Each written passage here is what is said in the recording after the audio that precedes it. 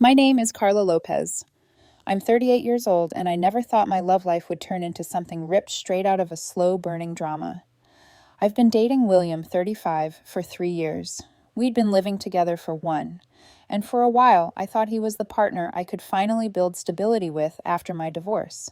But there's one thing about me that comes before any romance: my daughter Chloe. She's 14, a bright, sharp-tongued teenager who lives with her dad most of the time. Every other weekend and half the holidays, though, she's with me.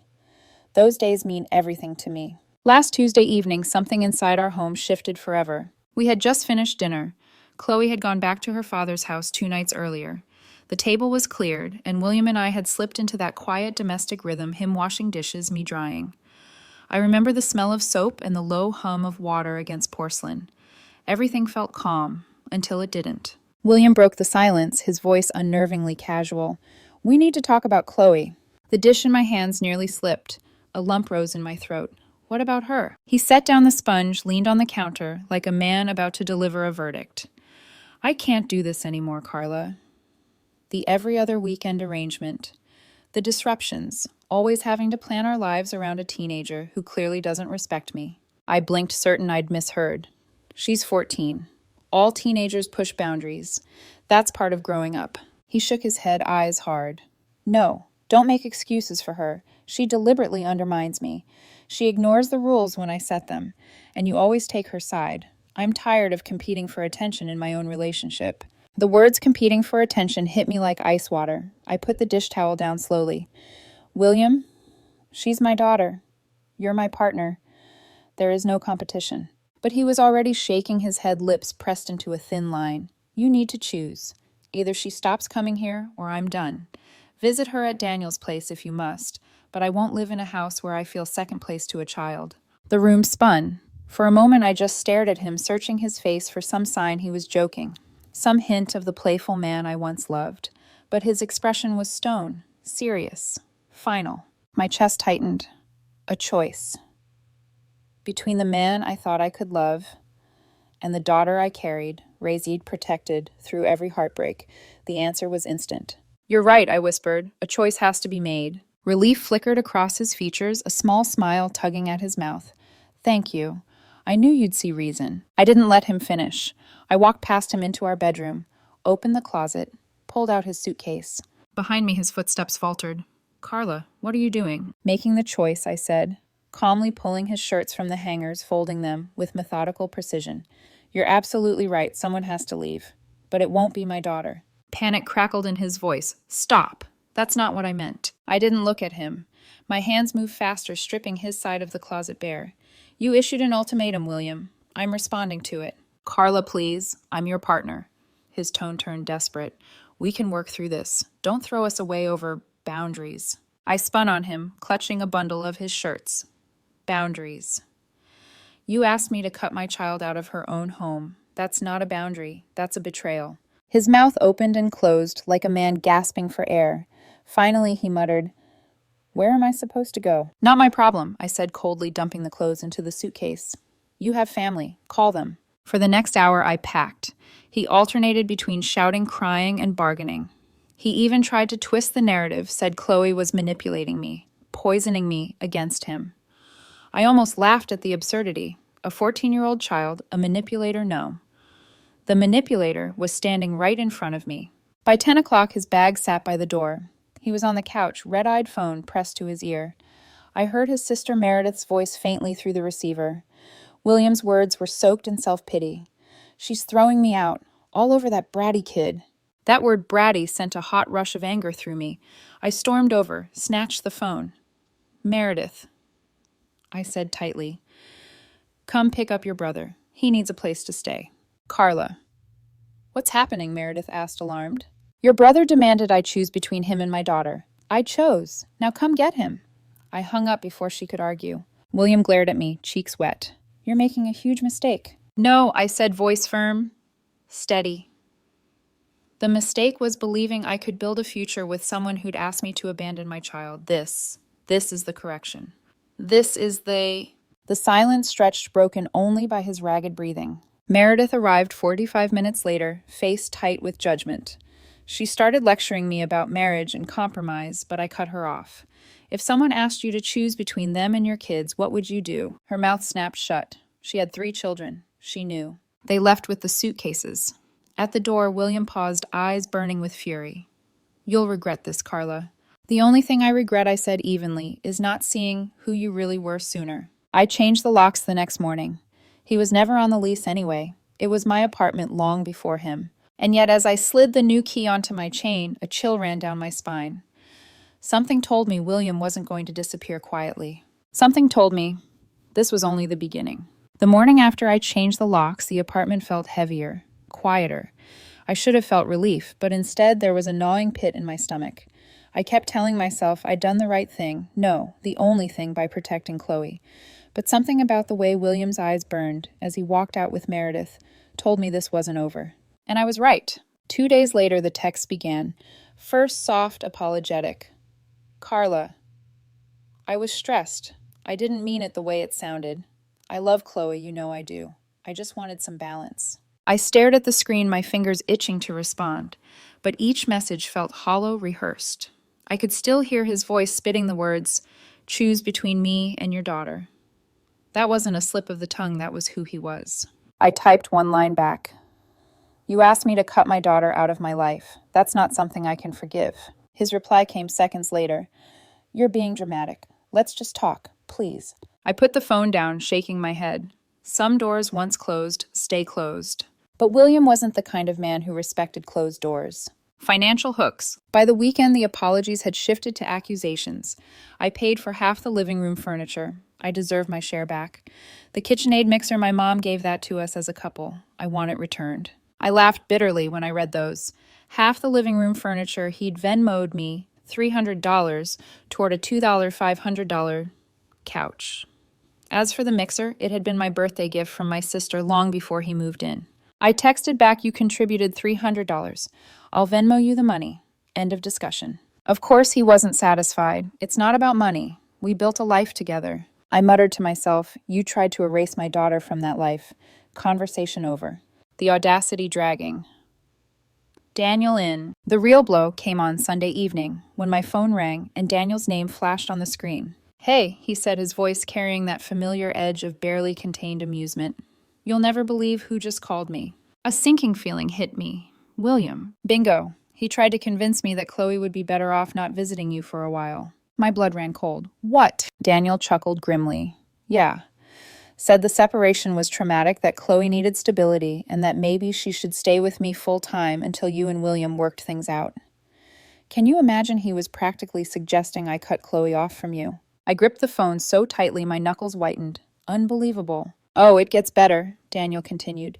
He offered to mediate. Said he could help us come to an arrangement where Chloe doesn't disrupt your new relationship. Carla, he actually said that. I pinched the bridge of my nose, fury pounding in my temples. Did you record it? No, but I put him on speaker. Daniel's voice warmed with amusement.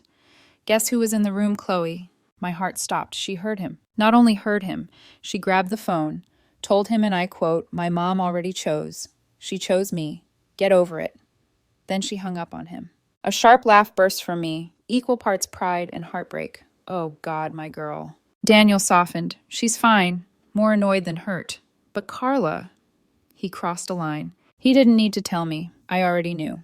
Carla's turmoil. That night I sat on my bed staring at Chloe's photo on my nightstand, the one where she's grinning, braces flashing, holding the kitten Daniel got her for her 12th birthday. I whispered, you'll always come first, Chloe. Always. But deep inside, a fear twisted its way into my chest.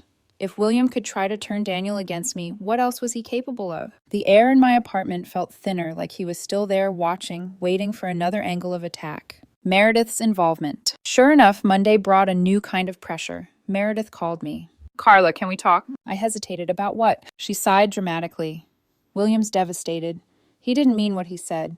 You've been together for years. You can't just throw that away. Meredith. I cut in sharply. He asked me to ban my daughter from her own home. That's not something you misunderstand. That's crystal clear. Her voice hardened. You're making this into a bigger deal than it needs to be. Relationships require compromise. I nearly dropped the phone from laughing. Compromise?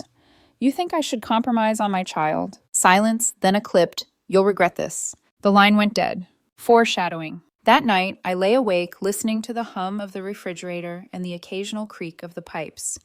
But beneath the ordinary sounds, I swore I could hear something else, the echo of William's threat at the door. You'll regret this, Carla. The words replayed in my head until dawn. I knew him well enough to recognize when he was serious. This wasn't a breakup. This was the start of a war. The first call came on a Wednesday morning. I was on my way to work, sipping lukewarm coffee in the car when an unfamiliar number flashed across my phone. Against my better judgment, I answered. Carla, sweetheart. The syrupy voice oozed through the speaker.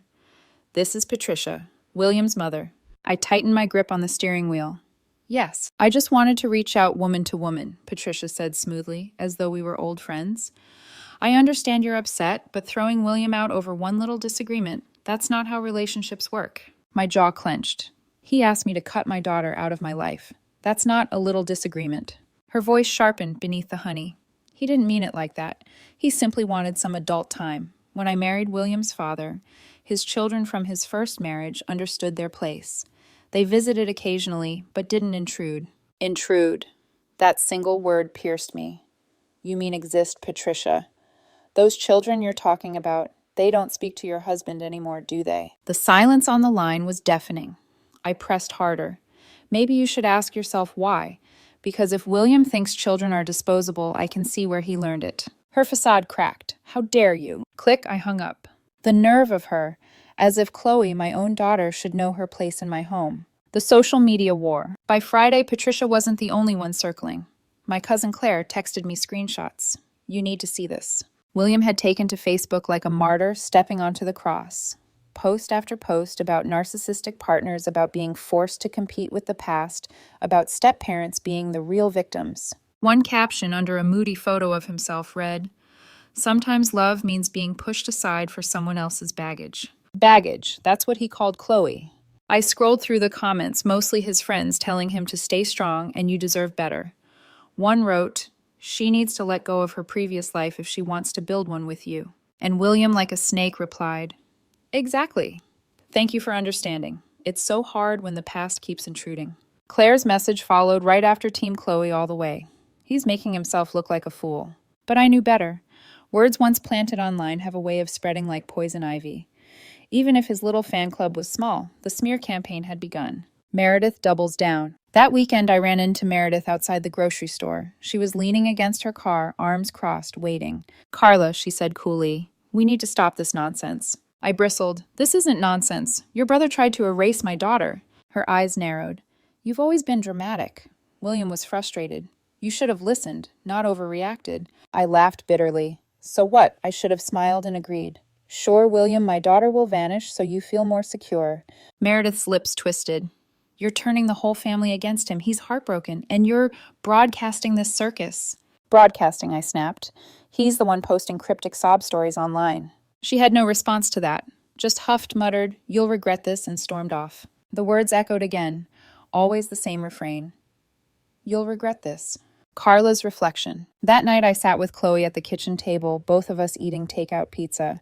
She was chattering about a school project, but I couldn't stop glancing at her, the way her ponytail swayed as she laughed, the brightness in her eyes. She was still a kid caught in the mess adults had made, and William had the audacity to label her as baggage. I forced a smile and reached over to squeeze her hand.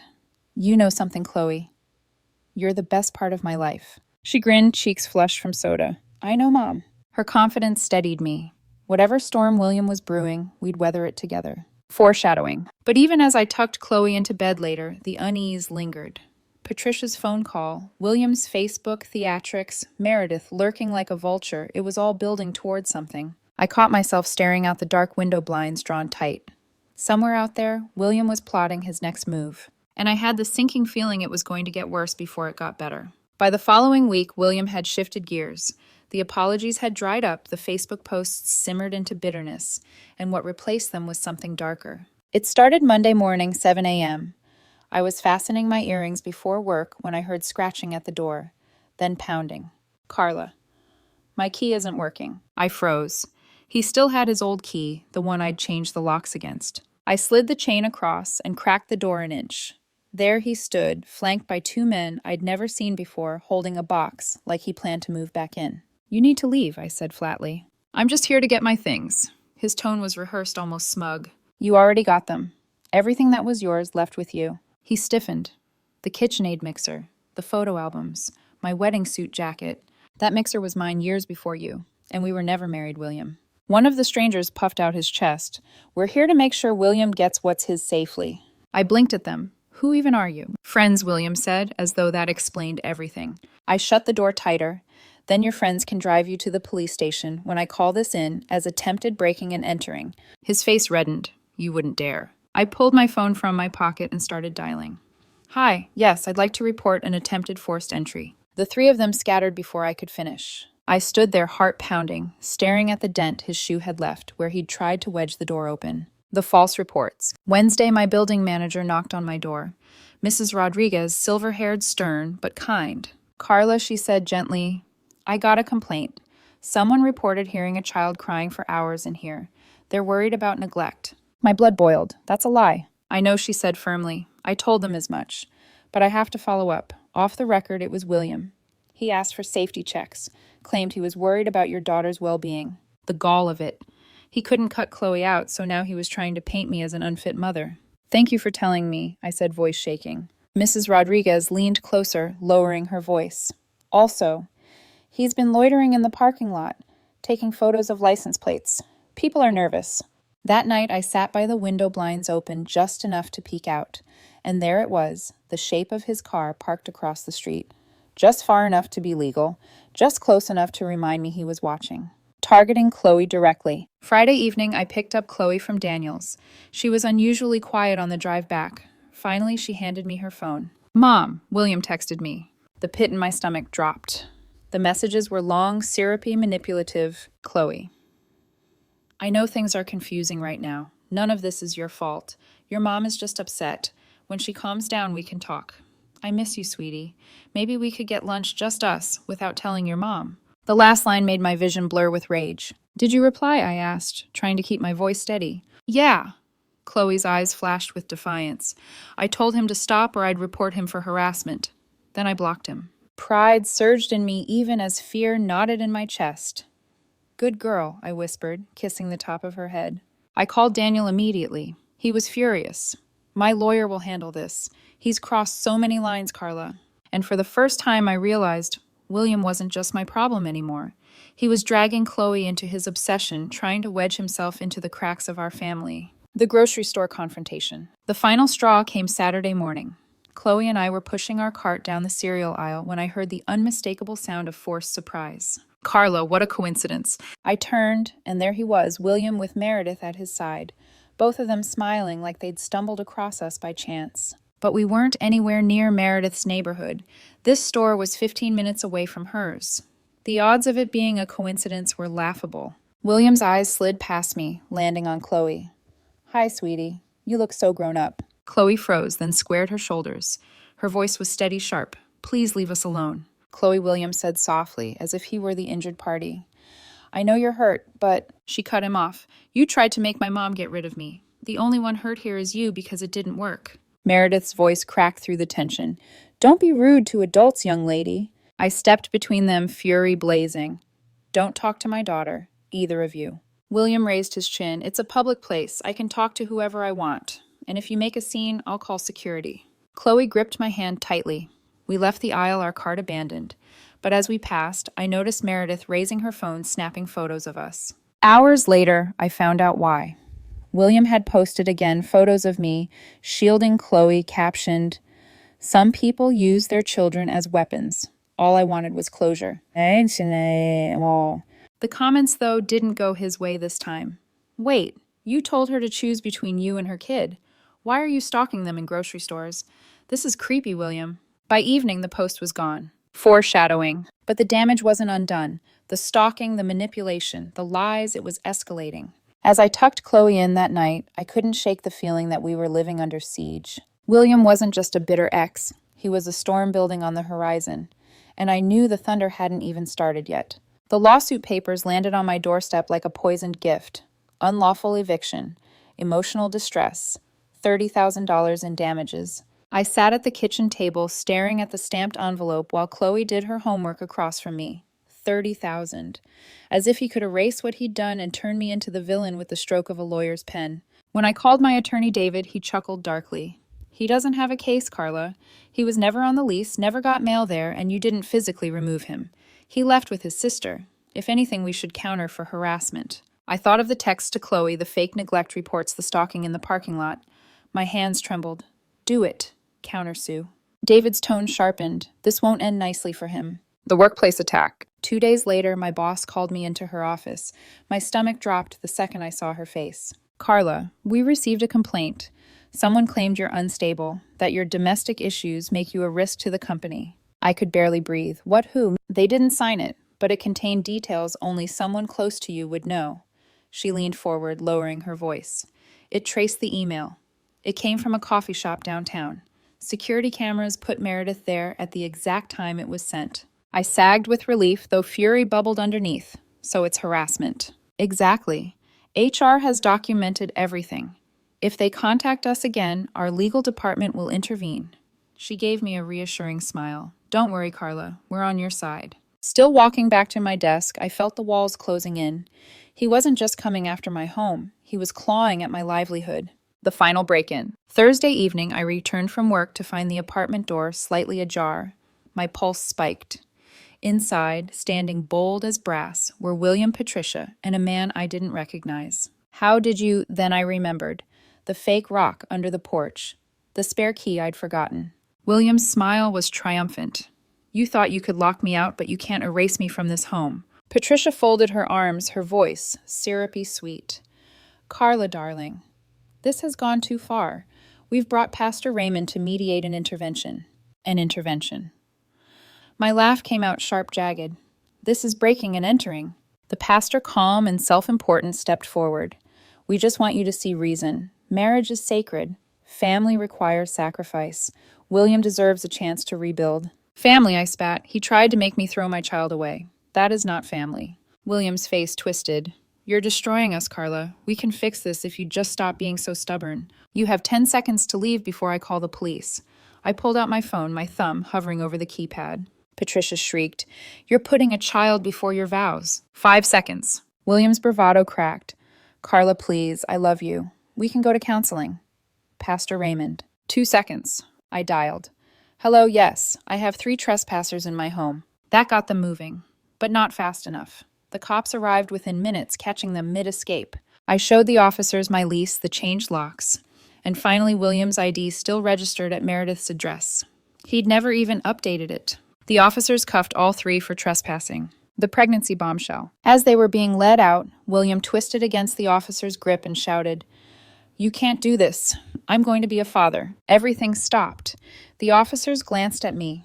Chloe, who had stepped into the hallway, froze mid-step. My chest went ice-cold, then hot with fury. Really, I said, voice shaking but loud.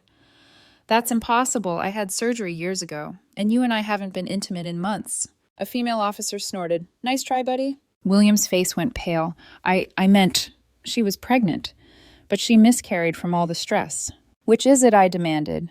Pregnant or miscarried? You can't even keep your lies straight. Patricia started screaming about suing everyone. The pastor looked like he wanted to disappear into the floor. The officers shoved them toward the patrol car. Aftermath. The next morning, David filed for a restraining order. It was granted immediately pending a hearing. And then came the delicious twist William's own lawyer dropped him. Apparently breaking into my apartment while simultaneously suing me for eviction was enough to obliterate any credibility he had left. You can't claim you were unlawfully evicted if you're busy committing trespassing. The criminal charges would probably get pled down to misdemeanors, but they'd stick to his record. Foreshadowing. That evening, Chloe curled up beside me on the couch, her head on my shoulder. Mom, she whispered. He's not going to stop, is he? I kissed her hair. He can't hurt us anymore. Not legally, not personally.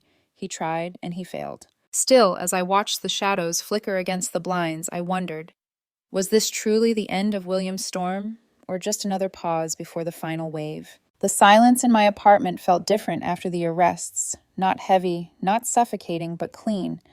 For the first time in weeks, I could walk from room to room without the sense of being watched, without wondering if William's shadow lurked around the corner. The restraining order was granted without argument. The judge looked over the evidence, the text to Chloe, the false reports to building management, the attempted break-in, the grocery store confrontation, even the ridiculous pregnancy claim, and barely concealed her disgust. David, my attorney, leaned over and whispered, "He's done." His own lawyer dropped him. He's going to flail for a while, but nothing he does will stick. And flail he did. William took to social media again, posting about being a survivor, a victim of parental alienation, trying to rally sympathy. But the tide had turned. The same friends who once commented, "Stay strong," now asked sharper questions. Why are there police reports against you? Why are you texting a child behind her mother's back? This isn't healthy, William. Most of those posts vanished within hours, deleted as quickly as they appeared. Patricia and Meredith's shame. Patricia called once raging, claiming I'd ruined her son's life. But when I reminded her that her fingerprints were on the trespassing report too, she went quiet. Meredith, who had once sneered that I'd regret everything, sent a text weeks later, "William is staying with Mom now. He's broken. Hope you're happy." I stared at the message for a long time, thumb hovering over the keyboard. Then I set the phone down and didn't respond. Because yes, I was happy. Not about his downfall, but about my freedom. About Chloe's safety. About the quiet nights where I no longer jumped at shadows. Mother and daughter. One Saturday morning, Chloe padded into the kitchen, her hair sticking up from sleep. I was flipping pancakes, her favorite, when she wrapped her arms around my waist. "You chose me," she murmured. I froze spatula midair and blinked back the sting in my eyes. There was never a choice to make, baby girl. You're my daughter. You always come first. She grinned, sliding into a chair. "Mom, you make the best pancakes," even if William said they were too sugary.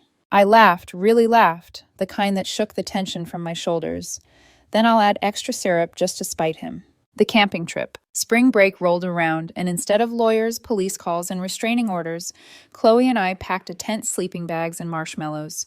Just us two, under a wide sky, the crackle of a campfire replacing the constant buzz of fear. One night, as the firelight flickered against her face, she said softly, "Mom, you're stronger than I thought." I poked at the flames with a stick, smiling faintly. "So are you. You faced him down when most adults would have crumbled." She leaned against me. "We're a team, right?" "Always," I whispered, kissing the top of her head. "Always a team." Carla's reflection. In the stillness of those woods, with Chloe's steady breathing beside me, I realized something. William had tried to define my life through ultimatums, manipulation, and fear. But in the end, he revealed himself for what he truly was, disposable. When someone asks you to choose between them and your child, the answer is already made. They've told you they're not worth keeping. The storm was over. The air was clear. And in its place was something William could never take from me, the simple, unshakable bond between a mother and her daughter. And as I flipped pancakes the next morning, watching Chloe drizzle them with too much syrup, I thought, this is what love looks like. Messy, sweet, and absolutely non-negotiable.